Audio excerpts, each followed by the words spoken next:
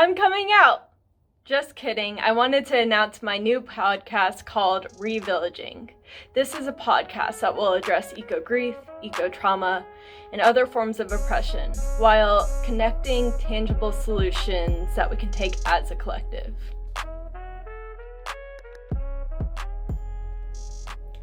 So I wanted to kick off this podcast series by addressing what eco-anxiety and eco-grief means to me. And interestingly enough, I find that it is very similar to the feelings of coming out. And I was recently listening to a podcast that did go through eco-anxiety and what the world was facing. And so it is somewhat of a new concept for me, although it describes exactly what I've been feeling.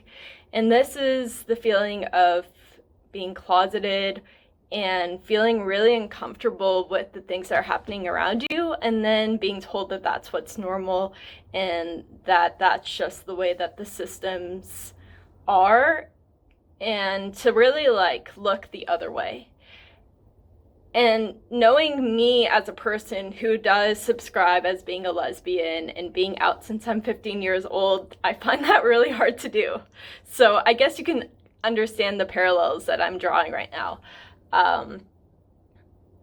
This trauma and this thing that you've been carrying inside of you for a long time. For me, it's been, my whole life understanding that things are different and that they're not supposed to be this way.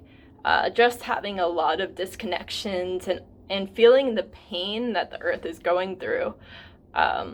It's really impacted me. And so when I was 19 and I just totally lifted the veil, I learned so much about wildlife and the destruction on a mass level, about the Arctic melting and what we're going to face if we don't start acting, well, way before now.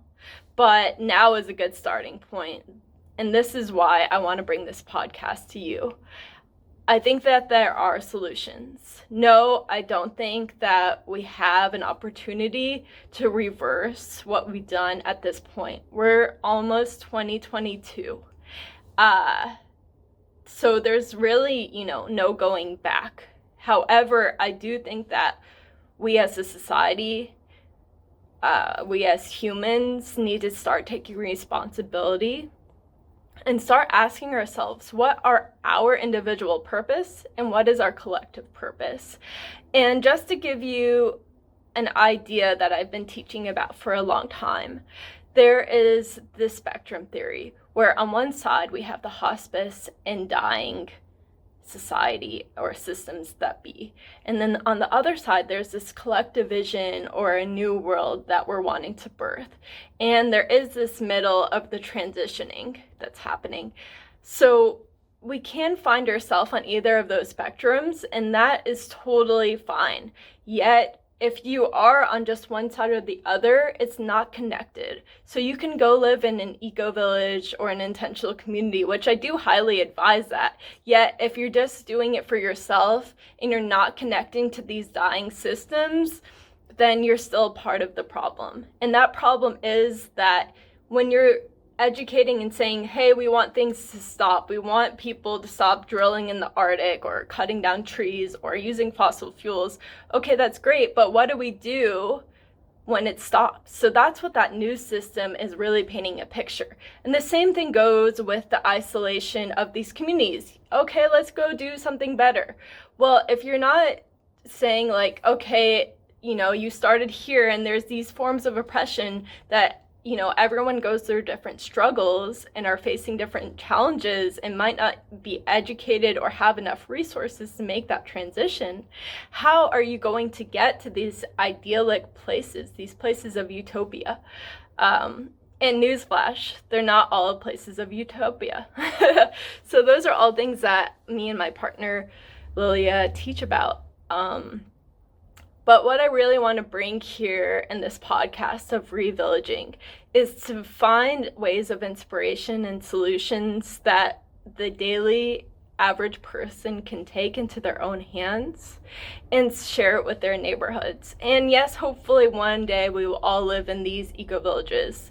And in case you don't know what that is, they're intentional communities where people come together and live while being as harmonious with the earth as they possibly can. So yeah, I do love that idea. I do love that concept. Yet I do realize that a lot of us are still here. They're at the dying systems phases, and they're really not sure how to transition. And at this point, we're in a deep depression around it. And a lot of us don't even want to deal with the eco-anxiety and eco-grief in order to transition. I do think that's a huge part. So not everything that we're going to do is externally based and material based. That's a huge issue I have with the permaculture movement, is they're not addressing forms of oppression, and they're not addressing what they can do internally as the work. They're only doing external things. You know, I'm not knocking on either thing. Everything is a model, right? You know, when you create beautiful permaculture landscapes and you create beautiful internal self-development processes, you know, you find yourself on that spectrum, and that's really exciting. But what happens if we do the internal work to deal with grief? We hold other people's hands as we go through that process, and then we can find ways to coexist externally as well, knowing that we have internal tools and resources and external. So I hope that you enjoyed this and that you subscribe to the podcast, because I'm going to be dropping a lot of different solutions. I'll be bringing on a lot of different people in the network to talk about all forms of these tools. And really what I want to do is hold a space of eco-grief and trauma and allow us to talk about it together. So please click subscribe and stay posted.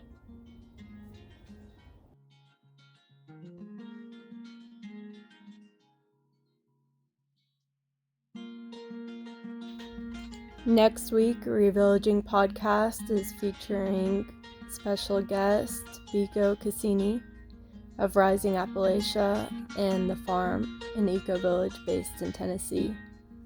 We will be exploring eco-grief modalities, as well as finding fulfillment when the world is so uncertain. Stay tuned.